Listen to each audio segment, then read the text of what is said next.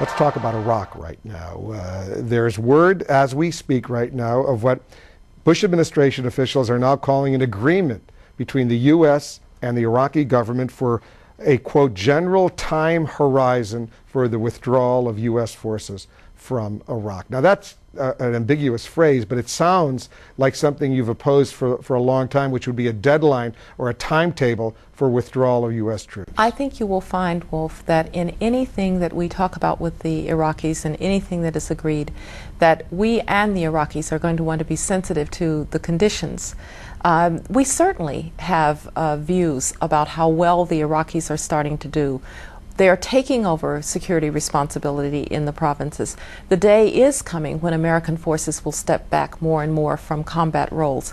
The day is coming when we will be doing more in the way of training and less in the way of fighting. Those goals are being achieved now as we speak.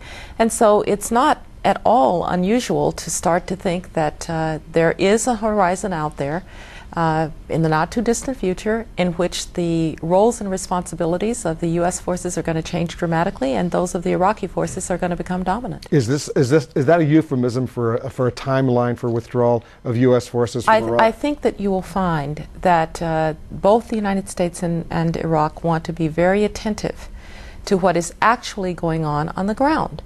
And to the degree that you can turn over provinces to the Iraqis because they are stronger, because their enemies are weaker, because political and economic activities are taking hold, of course you will want to do that. And there is no problem in having an aspirational, if you will, time horizon for doing that. The Washington Post reported the other day that it was now unlikely that you'd be able to negotiate what's called a status of forces agreement with the Iraqis before your administration ends, and that would probably be left to the next administration. Are they right? Well, we will find a way with the Iraqis to have a basis for our forces to continue to do what they need to do for Iraq. Iraq wants that as well. Status of forces agreement may be a complicated arrangement to make. One of the things that's happening is that the Iraqis want to do more, and they're asserting their sovereignty, and we're trying to be sensitive to their sovereignty. They say they want a timeline. They have just said that what we want is a kind of aspirational time horizon which allows us to look out into the future and say, here's what we expect in terms of American forces and their roles and responsibilities and those of... But if they say the United States should leave, what would the U.S. do? Well, we're there at the invitation of the Iraqi government. But I think you will find that the Iraqis recognize that they need and want a partner. What we have to recognize is that we have achieved an enormous amount over the last year, really since the surge, a lot. Violence is down. The Iraqi political system is beginning to function. You have Sunni leaders coming back into the government. And I think we would be foolish, and they would be foolish, to put at risk those gains by too rapid a decline in the American forces there. But we can look at the situation, we can have an aspirational time horizon, we can look at the changing roles and responsibilities of Iraqis and Americans. Those are all perfectly logical things to do. Here's what John McCain said back on May 30th in Milwaukee. I believed for 4 years nearly that the strategy that was employed was wrong, and I fought against it. It was a flawed and failed strategy, and I fought against it. Now, you've been involved in the strategy from day one as the National Security Advisor, now the Secretary of State. Is he right that for 4 years there was a failed strategy in Iraq? I believe, Wolf, that we were making progress in Iraq until really 2006 when conditions changed, and they changed a lot. They changed as a result of a new strategy by the then leader of al-Qaeda in Iraq, Zarqawi, who was determined to set Iraqis against Iraqis in civil conflict. And frankly, with the bombing of the Golden Mosque, he succeeded. And it is true that the strategy that we were pursuing was not going to improve the situation in Iraq had we stayed with it. And that's why the President ordered a review of that. That's why the President ordered an increase in American forces. That's why we went to a more classical counterinsurgency strategy. It's why we had a civilian surge, including increasing the number of provincial reconstruction teams. Yes, we did make a change in strategy at the end of 2006, the beginning of 2007, because as the President said, it wasn't working. Now, when you know something isn't working, when you know conditions have changed, of course you need to make an adjustment. But the President made that adjustment.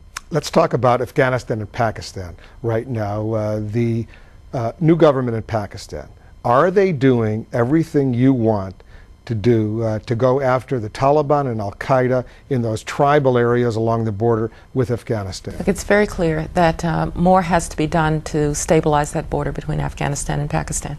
More has to be done. So they're not doing it? More has to be done. You've conveyed that because the United States provides a lot of aid. More has to be done. But more has to be done not just because of Afghanistan security, not just because of concerns about threats to American interest, but because of threats to Pakistan. We are talking about a place in which militants have killed Benazir Bhutto. They've carried out attacks near the Red Mosque. They've carried out attacks on Pakistani soldiers. And so Pakistan has a very strong interest and a very strong stake in dealing with the places that the militants are able to gather and train and carry out their activities. Here's what Senator Obama said on Tuesday about this issue. I will make the fight against Al-Qaeda and the Taliban the top priority that it should be. This is a war we have to win. I will send at least 2 additional combat brigades to Afghanistan and use this commitment to seek greater contributions with fewer restrictions from our NATO allies. Is he right? Well, first of all, I'm not going to comment on what Senator Obama says. Let me just comment. Well, let me talk about the substance.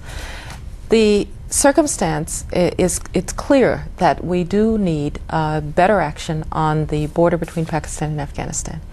It is also the case that the Taliban has come back somewhat stronger, but the Taliban is actually being defeated when they come back as military organizations. The problem is that they've taken to acts of terrorism which terrorize the population and make it difficult for the government to extend its writ out into the more remote parts of the country. So it's a combination of military strategy, reconstruction and development, better governance in these areas that will help to improve the situation in Afghanistan, and that's the strategy that we are pursuing. In terms of restrictions on NATO forces, those have been dropping more and more, but I will tell you, it's going to be very difficult for some of our NATO forces, our NATO allies, to drop restrictions. They also have parliamentary systems. They also have publics that have views about Afghanistan. We've worked on this issue very hard. Some have dropped caveats. I suspect that others will not. Last November, the President met with the leaders of Israel, the Palestinians, and among others, and he said this. We agree to engage in vigorous, ongoing, and continuous negotiations and shall make every effort to conclude an agreement before the end of 2008. Now, flash forward to now. We're getting close to the end of 2008. Well, not that close. We're about halfway there. Well, do you believe that this is still doable? I think it is still doable. We're about halfway there. The parties are negotiating, and they're negotiating seriously. I've had a series of bilateral discussions with them. The Palestinians were just here this week. I also am having a series of trilateral discussions with them. They are doing this in a way that they don't go to the cameras every day and say what has or has not been agreed. I think that's really appropriate because these are very delicate issues. And let's look at where we are. A year ago, we had no process. And the peace process is now underway. They're talking about the most delicate issues. And I think they still have a chance to get an agreement. It won't be easy. There's no guarantee because, to be frank, if this had been easy, somebody would have solved it a long time ago. And as close as people have supposedly come, they've never gotten it across the finish line.